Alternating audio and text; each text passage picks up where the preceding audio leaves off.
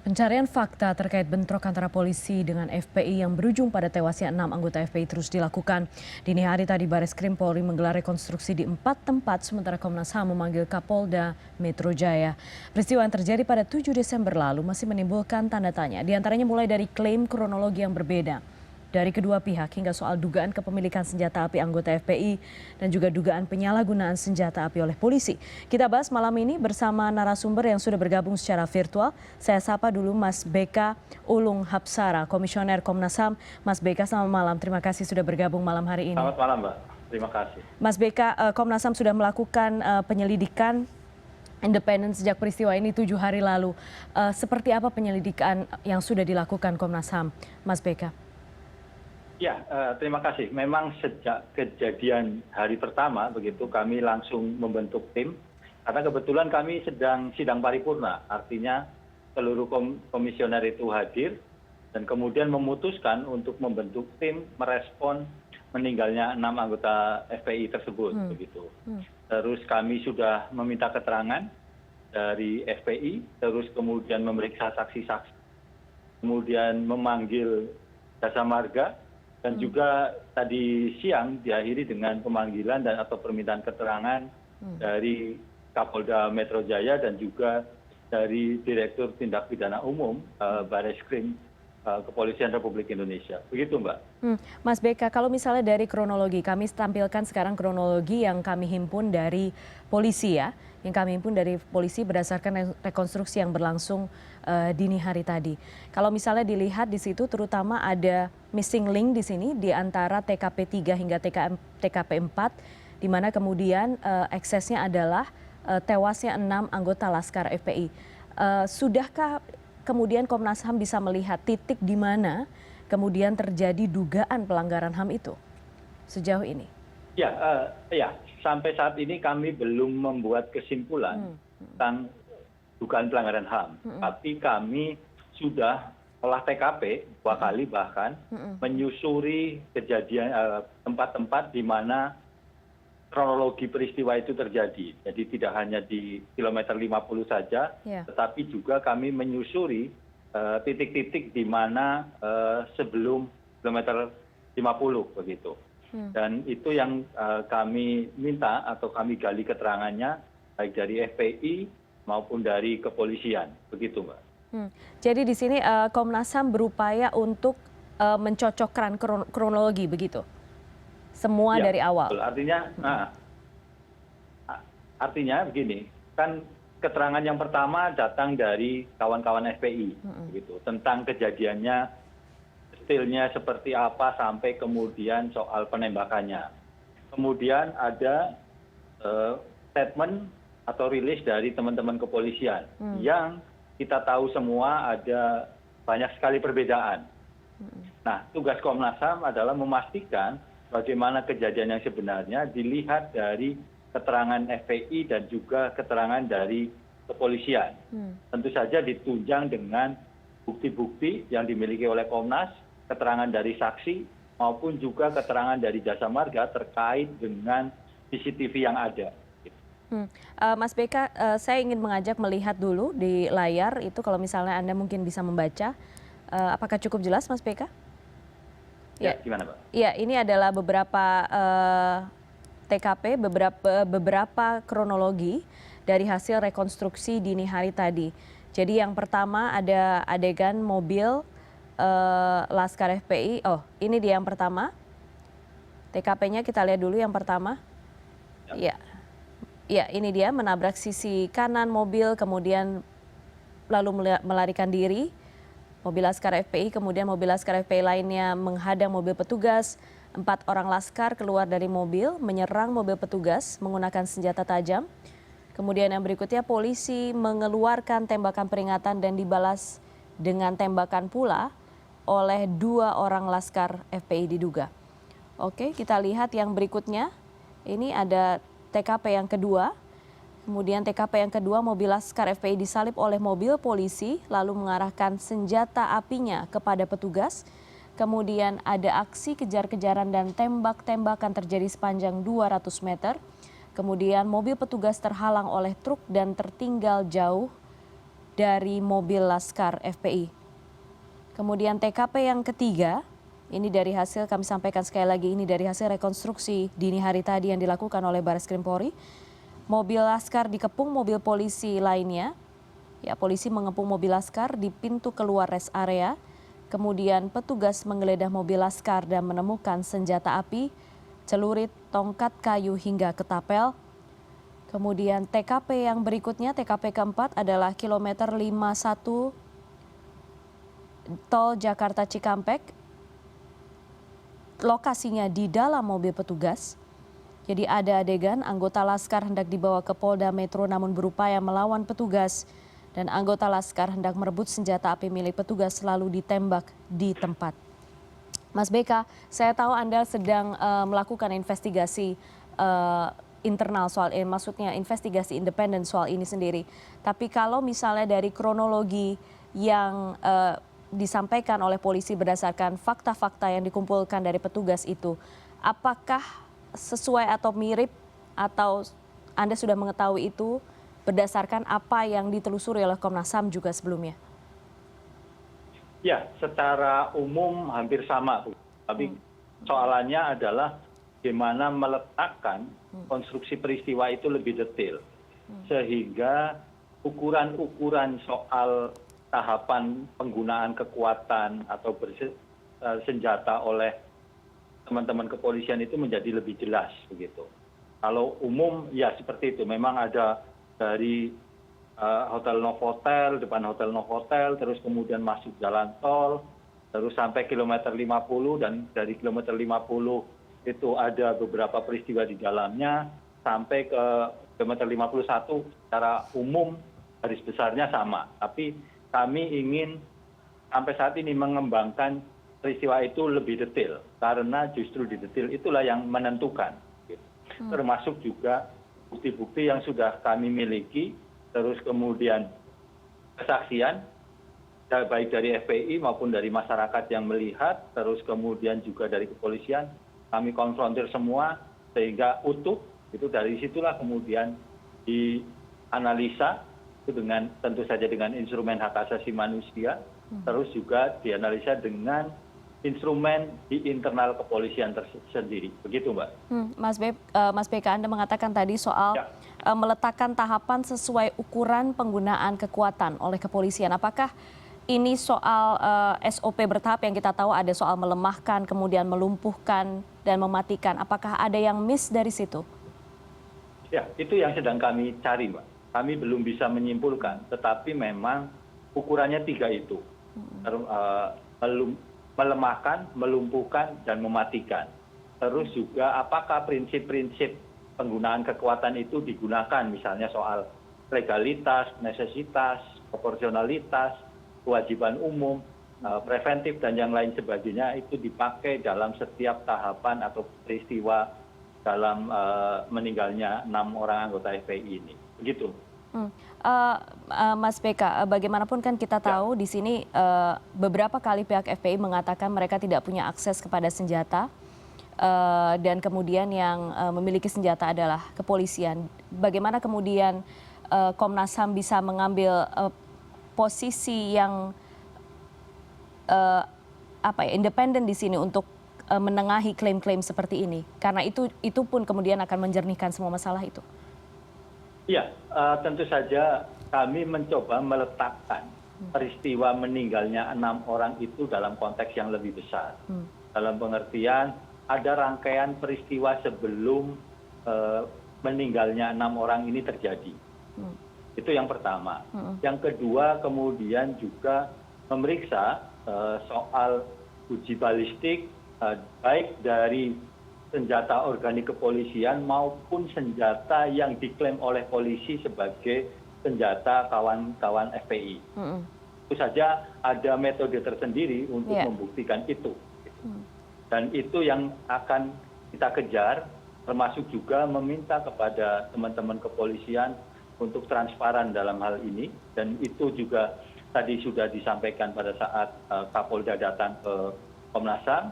Dan kita sudah mengagendakan juga untuk melihat secara langsung bukti-bukti fisik yang ada begitu, sehingga nantinya peristiwa itu menjadi lebih terang, termasuk dalam soal detil-detilnya. Begitu, Mbak. Oke, baik. Mas BK, kita sekarang jeda dulu. Nanti setelah jeda kita diskusikan lagi soal ini. Tetap bersama kami di CNN Indonesia Newscast. Terima kasih Anda masih bersama kami di CNN Indonesia Newscast. Kami masih membahas soal, kita akan mencari, memaparkan ada dua narasumber. Kami masih membahas soal peristiwa yang terjadi 7 Desember lalu, pencarian fakta terkait bentrok antara polisi dengan FPI. Saya akan menyapa satu narasumber lagi yang bergabung. Ada Pak Beni Mamoto, Ketua Harian Kompolnas. Pak Beni, selamat malam. Selamat malam, Pak Beni. Pak Beni, terima kasih sudah bergabung malam hari ini. Tadi di awal saya sudah menghabiskan satu segmen dengan Mas BK, jadi mendapatkan pandangan dari Komnas HAM dan sejauh apa investigasi yang dilakukan oleh Komnas HAM. Pak Beni, bagaimana dengan Kompolnas? Hari ini Kompolnas juga mengikuti jalan rekonstruksi dini hari tadi ya Pak? Ya betul, jadi kami secara penuh dari mulai jam 23 sampai dengan jam 5 pagi mengikuti jalanan rekonstruksi karena kami ingin tahu lebih banyak bagaimana rangkaian peristiwa itu terjadi. Dan kami melihat dari Barreskrim Polri sendiri begitu transparan karena media boleh meliput secara detail, tahap demi tahap, bisa merekam dengan video maupun suara apa yang dijelaskan oleh pimpinan rekonstruksi. Nah ini tentunya salah satu bentuk transparansi yang diharapkan nanti ketika publik mendengar atau melihat dari media, kemudian dia ternyata bisa menjadi saksi dalam peristiwa itu, kita harapkan partisipasi publik ini kemudian nanti muncul. Nah ini yang kita harapkan, supaya penyidikan ini bisa cepat selesai, kita sama-sama ingin tegakkan keadilan dan kebenaran. Pak Beni, tapi kemudian sudah ada keluhan dari Kontras salah satunya karena polisi tidak mengundang pihak korban dalam rekonstruksi ini. Ya, dalam rekonstruksi ini tentunya kita memerlukan keterangan dari saksi-saksi yang sudah diperiksa, barang bukti yang sudah ditemukan dan kemudian dikonstruksikan kembali menjadi rangkaian peristiwa, dan itu yang dilakukan tadi malam. Jadi kalau kita lihat ketika rilis pertama, Pak Kapolda kan masih menyebut peristiwanya di kilometer 50. Tapi ternyata setelah mendengar keterangan saksi-saksi, ternyata ada sekian TKP, satu rangkaian dari di depan Hotel Novotel, terus berlanjut sampai dengan ke kilometer 51. Oke, Pak Beni, kalau misalnya dari beberapa rangkaian kronologi kami tampilkan lagi, kami juga sudah menghimpun, kebetulan CNN Indonesia juga mengikuti jalannya rekonstruksi yang berlangsung dini hari tadi. Dari beberapa rangkaian itu kemudian ada satu titik di mana cukup menimbulkan respon dari banyak pihak, terutama masyarakat kemudian mempertanyakan yang terjadi peristiwa di TKP keempat, yaitu di dalam mobil petugas, yang kemudian kita tahu eksesnya adalah ada kematian 4 anggota yang berada di dalam mobil petugas itu, Pak Beni. Ya, ini dengan aparat penyidik ini mau terbuka, publik boleh meliput secara penuh, menunjukkan bahwa kita ingin mengusut kasus ini apa adanya secara objektif. Terlepas dari itu dilihat ada kelemahan, terlepas dari itu kenapa demikian, kenapa tidak diborgol dan sebagainya. Ini memang kondisi dinamika di lapangan. Kita sempat bertanya juga, saya sempat bertanya tentang hal itu. Bagaimana dinamika terjadi di lapangan sehingga mengharuskan langkah seperti itu dan sebagainya. Nah, pengalaman yang pernah kami alami sama. Pernah terjadi ketika kami menangani kasus terorisme. Teroris itu ketika dilepas borgolnya langsung merebut senjata petugas. Akhirnya dilakukan tindakan tegas dan terukur. Artinya spontanitas serangan itu bisa saja terjadi. Nah inilah yang kemudian kami sendiri melakukan evaluasi bagaimana SOP-nya dan ya. Ini tentunya dalam rangka untuk ke depan, perbaikan ke depan. Ya, itu dia juga kemudian yang tadi sempat dibahas juga oleh Komnas HAM, sudah disampaikan juga oleh Mas BK di media dan juga baru saja dalam diskusi sebelumnya. Komnas HAM juga menelusuri adanya dugaan penggunaan kekuatan yang tidak pada tempatnya oleh polisi. Ada dugaan SOP yang tidak dijalankan sesuai urutannya, melemahkan, melumpuhkan, dan mematikan seperti yang biasanya sesuai dengan peraturan Kapolri itu, Pak Beni. Ya tentunya ini kembali kami sebagai pengawas internal juga melakukan hal yang sama. Untuk kami evaluasi satu persatu. Untuk kami pertanyakan apakah sudah melalui proses ini. Contoh TKP pertama. Ya. Ketika mobil dipepet, kemudian mereka turun membawa senjata tajam, samurai, dan menyerang mobil, aparat keluarkan tembakan peringatan ke atas. Tapi kemudian justru direspon dengan tembakan oleh para pelaku ini. Nah itu kan bisa dilihat dari seluruh tahapannya. Kemudian Pak Beni, ada kemudian pertanyaan, saya juga himpun beberapa pertanyaan dari di TKP di dalam mobil nih. Kemudian banyak yang mempertanyakan TKP di dalam mobil terutama Pak Beni, karena itu yang kemudian ada ekses kematian. Publik mempertanyakan sebenarnya ada berapa petugas di dalam mobil itu, dan sama juga pertanyaannya dengan Pak Beni, pertanyaan publik juga, kenapa mereka tidak dalam posisi diborgol jika dinilai membahayakan. Apakah itu juga kemudian menjadi evaluasi internal? Ya, tentunya ini menjadi evaluasi internal. Dan ini tentunya untuk ke depan bagaimana mencegah terjadinya hal-hal yang nanti mengakibatkan ancaman terhadap aparat sendiri. Seperti yang kita dengar kan, ada yang menjambak rambutnya, ada yang mencekik lehernya terhadap petugas dan sebagainya. Baru kemudian petugas berusaha untuk melumpuhkan mereka. Tetapi kembali dalam mobil penuh isi orang, nah itu tentunya bisa segala kemungkinan terjadi. Jadi kalau misalnya dari Kompolnas sendiri Pak Beni, sebenarnya yang dilihat sekarang kemungkinannya dugaannya apakah juga termasuk melihat penyalahgunaan senjata api yang mungkin terjadi itu? Tentunya kembali ya, kondisi di lapangan, dinamika yang terjadi di lapangan, ini kan karena kita tidak menyaksikan langsung lah. Yeah. Bagaimana mereka menghadapi reaksi spontan dari orang-orang ini, kemudian bagaimana mereka juga sebelumnya tentunya sudah berusaha untuk minta bantuan dan sebagainya. Karena jamnya sendiri kan kita tahu.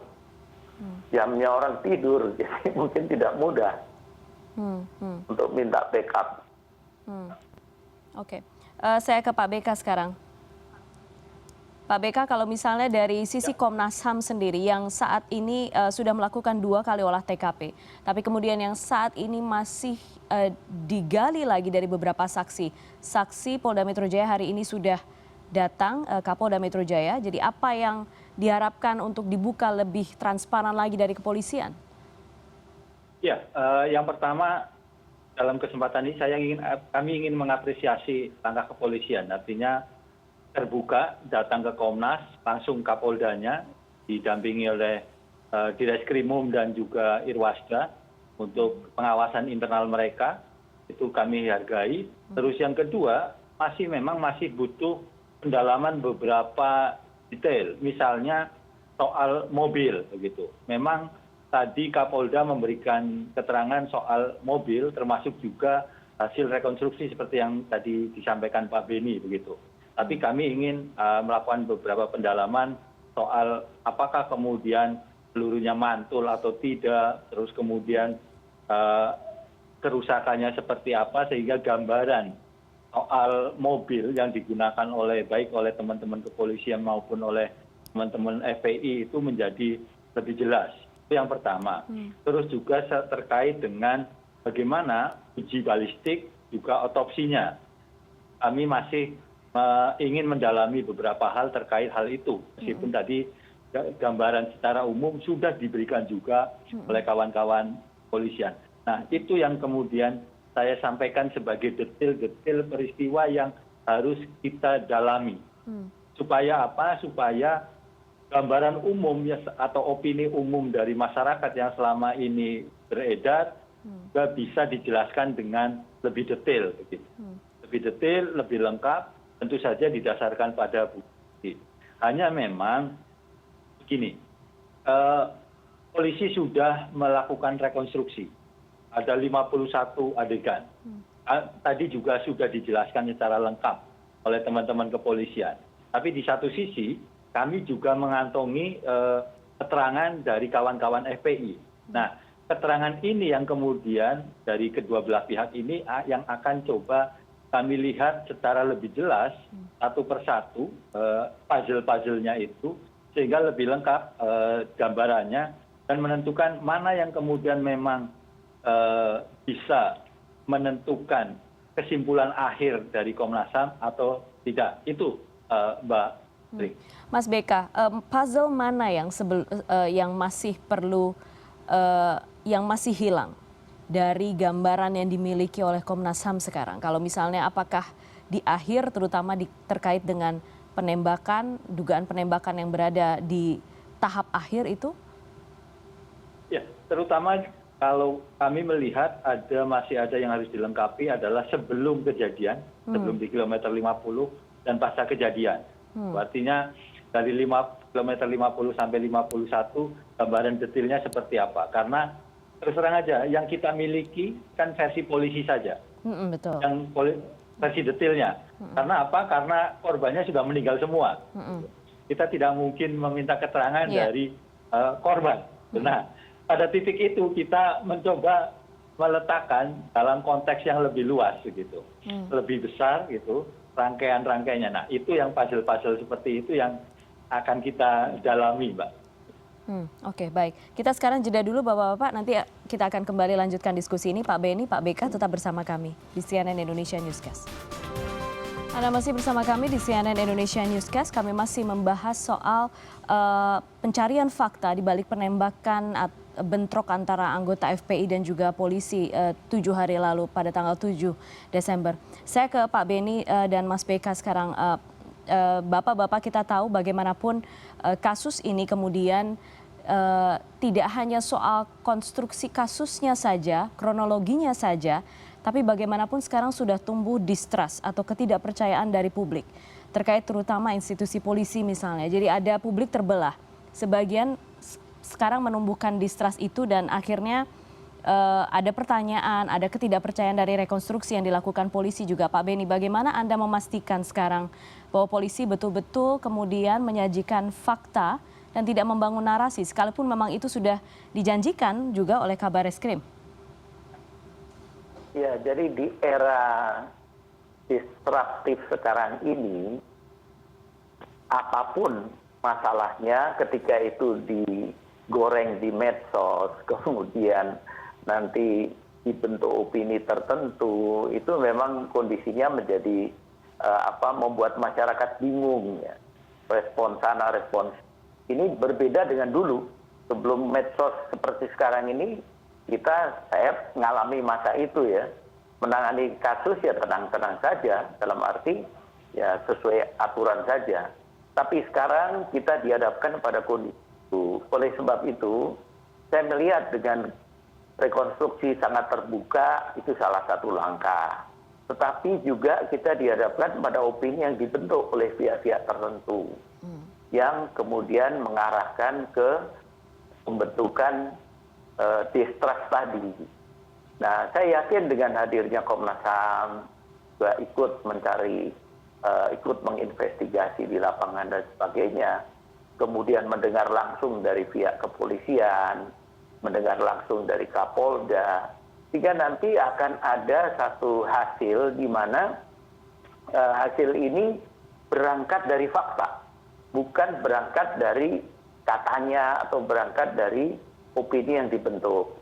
Sekali lagi semua fakta ini akan digelar di pengadilan secara terbuka dan akan diuji. Bahkan kita tahu kan kadang masing-masing pihak mengajukan ahli untuk mengcounter ahli yang lain. Nah inilah marilah kita ikuti sama-sama proses ini berjalan di koridor hukum dan nanti publik akan mendapatkan jawaban jika kasus ini sudah digelar di pengadilan.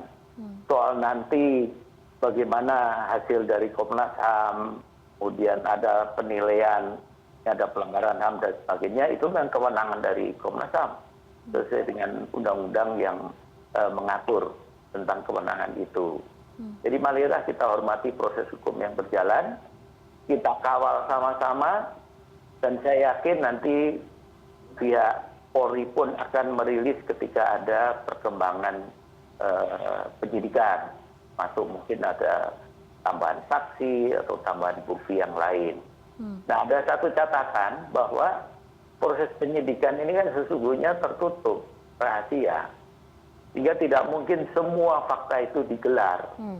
Contoh, bagaimana scientific crime investigation yang nyangkut misalkan jejak digital, kemudian bagaimana komunikasi mereka, apa isi HP-nya, segala macam itu kan untuk kepentingan nanti pengembangan dari penyidikan ini. Nah itu kemungkinan tidak dibuka untuk publik, paling Komnas HAM saja gitu. Termasuk kemudian jaminan, publik sekarang meminta jaminan bahwa betul jika ditemukan kesalahan kemudian Polri juga akan melakukan evaluasi internal. Pak Beni tadi Anda di awal juga sudah mengatakan evaluasi mengawasi betul soal itu, Kompolnas. Iya, itu kami lakukan.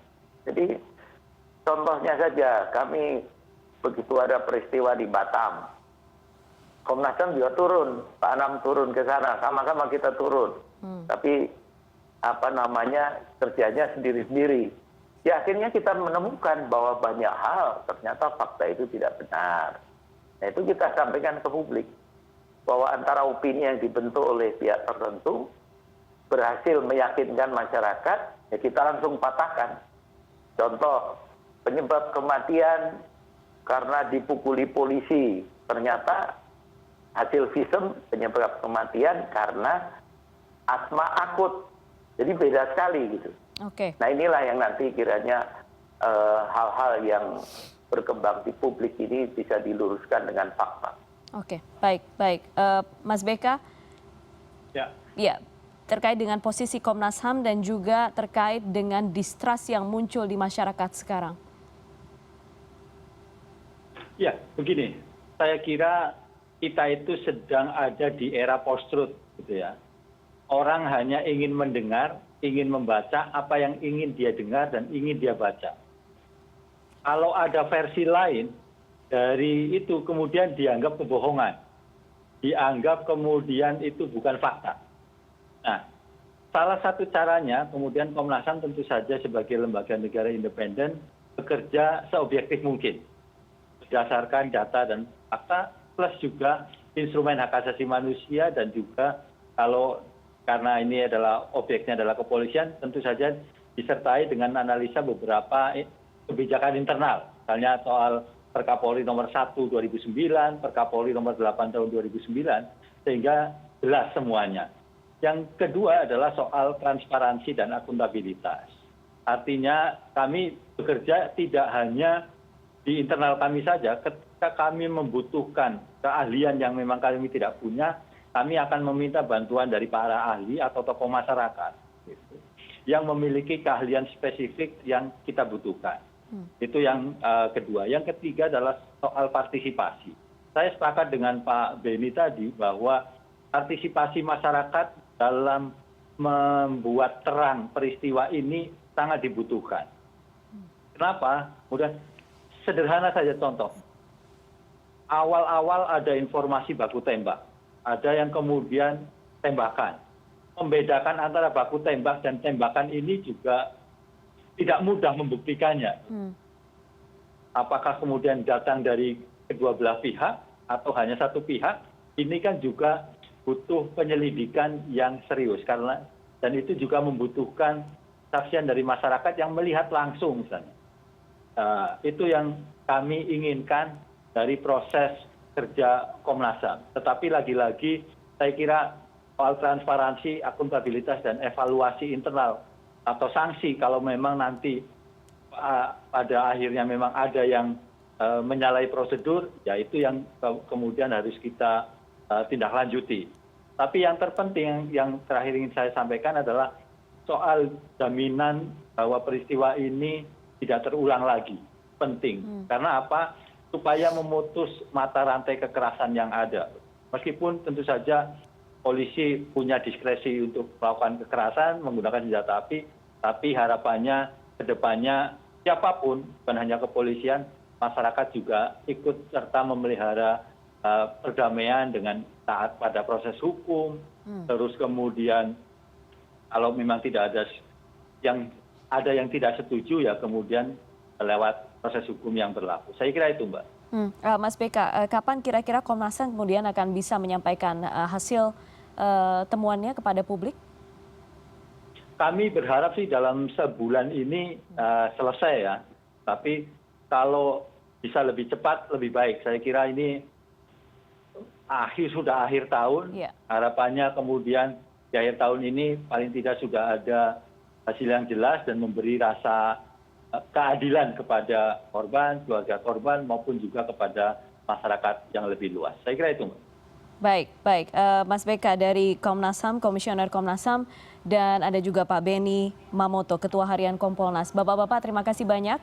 Kita tunggu hasilnya dan disampaikan secara transparan dan terbuka kepada publik agar keluarga terutama bisa segera mendapatkan jawaban soal ini. Pak Beni, Mas BK terima kasih banyak. Selamat malam.